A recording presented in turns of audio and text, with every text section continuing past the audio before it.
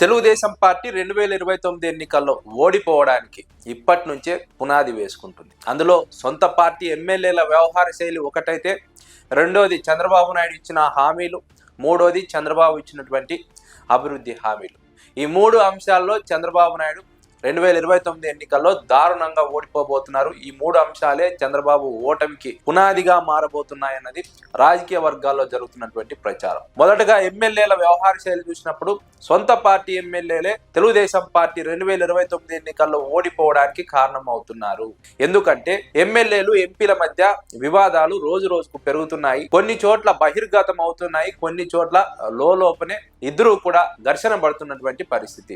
ఇటీవల విజయవాడ ఎంపీ కేశినేని చిన్ని, తిరువూరు ఎమ్మెల్యే కొలిక్పూడి శ్రీనివాసరావు మధ్య వివాదం ఇప్పటికీ కొనసాగుతోంది. ఆ వివాదం ఇంకా ముగియక ముందే అనంతపురం జిల్లాకు చెందిన అనంతపురం ఎంపీ అంబికా లక్ష్మీనారాయణ, గుంతకల్లు ఎమ్మెల్యే గుమ్మనూరు జయరాం మధ్య రైల్వే కాంట్రాక్టు వ్యవహారం తెర మీదకు రావడంతో తెలుగుదేశం పార్టీకి ఇబ్బందికర అంశంగా విశ్లేషకులు భావిస్తున్నారు. ప్రజల్లోకి రాంగ్ సిగ్నల్స్ వెళ్తున్నాయి. ఎందుకంటే ఎంపీలు నియోజకవర్గాల్లో జోక్యం చేసుకున్నప్పుడు ఎమ్మెల్యేలు వారిని రానివ్వడం లేదు. నియోజకవర్గంలో ఏం జరిగినా తమకు తెలియకుండా జరగకూడదు, ఏం వచ్చినా కూడా తమ వద్దకు రావాలి, ఏ పని జరిగినా తమకు కమిషన్లు రావాలని ఎమ్మెల్యేలు మాట్లాడుతున్నటువంటి తరుణంలోనే ఎంపీలు ఎమ్మెల్యేల మధ్య ఈ రకమైనటువంటి వివాదం చెలరేగుతున్నట్టు విశ్లేషకులు భావిస్తున్నారు. గుమ్మనూరు జయరాం గుంతకల్లు ఎమ్మెల్యేగా ఉన్నారు. గతంలో వైఎస్ఆర్సీపీలో మంత్రిగా పనిచేశారు. ఆలూరు నియోజకవర్గం నుంచి, కర్నూలు జిల్లా నుంచి.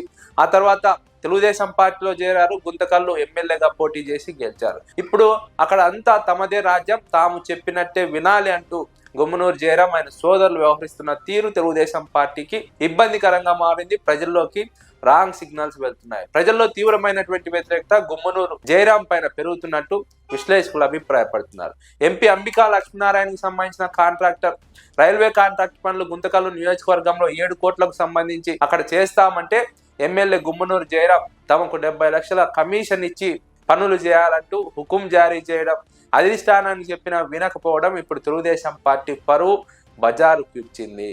అదేవిధంగా కొలిక్పూడి శ్రీనివాసరావు, కేశినేని చిన్ని మధ్య వివాదం ఇంకా సద్దుమణగలేదు.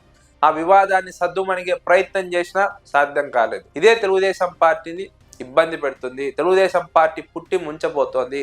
తెలుగుదేశం పార్టీ అధికార పీఠాలను కదిలించబోతోంది అన్నది రాజకీయ విశ్లేషకుల అభిప్రాయం.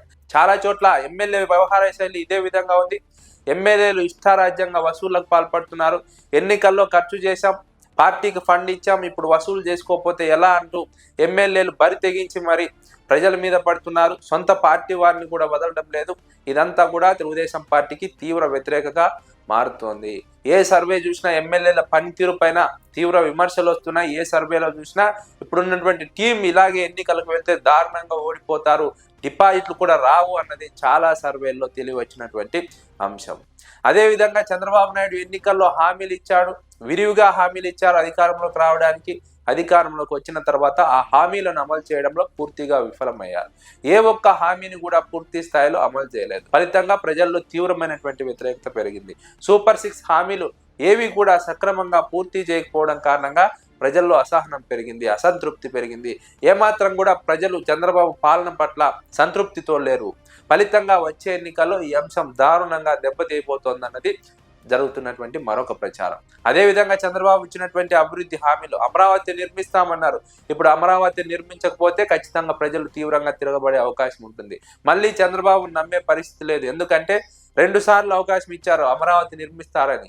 ఇప్పుడు కూడా మళ్ళీ జగన్ పేరు చెప్పి లేదా ఇంకో సాకు చెప్పి అమరావతి నిర్మాణాన్ని ఆలస్యం చేసి అమరావతి నిర్మాణంతో మళ్ళీ ఎన్నికలకు వెళ్తే, ఆ పేరుతో ఎన్నికలకు వెళ్తే ప్రజలు ఈసారి ఖచ్చితంగా బుద్ధి చెప్పే అవకాశం ఉంది. చంద్రబాబు నమ్మే పరిస్థితి లేదు. ఎందుకంటే మొదటి దశలో రైతులు ఉత్సాహంగా భూములు ఇచ్చారు, రెండో దశలో రైతులు ఉత్సాహంగా భూములు ఇవ్వడానికి ముందుకు రాలేదు. ఎందుకంటే మొదటి దశలో రైతులు జరిగిన అన్యాయాన్ని చూశారు.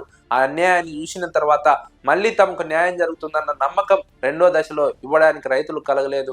అందుకే అమరావతి నిర్మాణం విషయంలో, భూసేకరణ అంశంలో ఇప్పటికీ ప్రభుత్వం ఇబ్బందులు ఎదుర్కొంటోంది. ఇప్పుడు కనుక అమరావతి నిర్మాణం పూర్తి చేయకుండా 2029 ఎన్నికలకు వెళ్ళి మళ్ళీ అమరావతి రాగం ఎత్తుకుంటే ఖచ్చితంగా అమరావతి ప్రజలే తెలుగుదేశం పార్టీని తిప్పికొట్టే అవకాశం ఉంది. తెలుగుదేశం పార్టీని ఓడించే అవకాశం ఉంటుంది. అదేవిధంగా పోలవరం నిర్మాణం విషయంలో కూడా 2014-19 మధ్య కాలంలో ప్రతి సోమవారం పోలవరంగా మాట్లాడుతూ ప్రతి సోమవారం పోలవరానికి వెళ్ళి సందర్శించి పోలవరాన్ని పూర్తి చేస్తామని చెప్పారు, కానీ పూర్తి చేయలేదు.